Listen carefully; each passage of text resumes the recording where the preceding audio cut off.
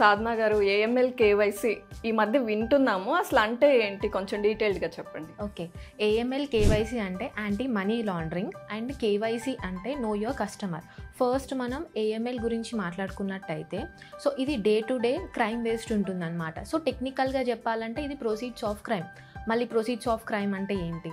Conversion of black money into white money.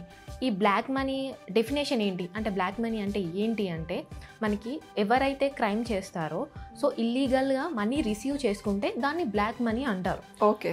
అప్పుడు ఈ financial criminal ఎవరైతే ఉన్నారో క్లీన్గా మార్చడానికి అంటే వైట్ మనీగా కన్వర్ట్ చేయడానికి ఫినాన్షియల్ ఇన్స్టిట్యూషన్స్ని వాడుకుంటాడనమాట, ఒక ప్లాట్ఫామ్ లాగా. ఇవన్నీ ట్యాకిల్ చేయడానికి బ్యాంక్ అనేది బ్యాక్ ఎండ్ ఆపరేషన్స్ని కండక్ట్ చేస్తుంది. ఇదంతా కండక్ట్ చేయడానికి ఏఎంఎల్ కేవైసీ స్పెషలిస్ట్ని హైర్ చేసుకుంటుంది అనమాట.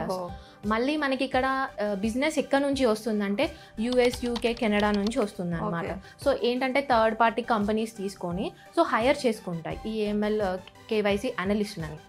ఇది ఓవరాల్ కోర్స్ ఏఎంఎల్ కేవైసీ గురించి.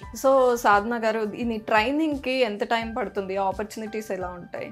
మనకి జేపీఎస్ టెక్నో కన్సల్టెన్సీలో వచ్చేసి జాబ్ ఓరియంటెడ్ ట్రైనింగ్ ఇస్తాం. ఈ జాబ్ ఓరియంటెడ్ దాంట్లో మేము వచ్చేసి హెచ్ఆర్ ఇంటర్వ్యూ ఎక్స్పెక్టెడ్ క్వశ్చన్స్ ఇస్తాం అనమాట. ఇంటర్వ్యూలో హెచ్ఆర్ అనేవాళ్ళు ఎలాంటి క్వశ్చన్స్ అడగొచ్చు దానిపైన ట్రైన్ చేస్తాం. అండ్ సివి ప్రిపరేషన్ కూడా ఉంటుంది ఇందులో. జాబ్ ప్రొఫైల్ అప్డేటింగ్ కూడా చేపిస్తాం.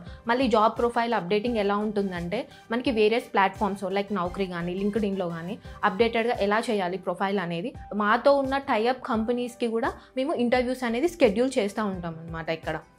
అండ్ పర్సనలైజ్డ్ కెరియర్ కౌన్సిలింగ్ కూడా ఉంటుంది ఇక్కడ. ఒకసారి స్టూడెంట్స్ మా దగ్గరికి వచ్చాక వాళ్ళకి క్లారిటీ ఉండదు అనమాట. ఏ కోర్స్ తీసుకోవాలి, ఏ కోర్స్ తీసుకుంటే ఎలా ఉంటుంది ఫ్యూచర్ అనేది క్లారిటీ ఉండదు. వాళ్ళకి కౌన్సిలింగ్ ఇచ్చి వాళ్ళకి అర్థమయ్యే విధంగా చెప్పి అప్పుడు మేము తీసుకుంటాం.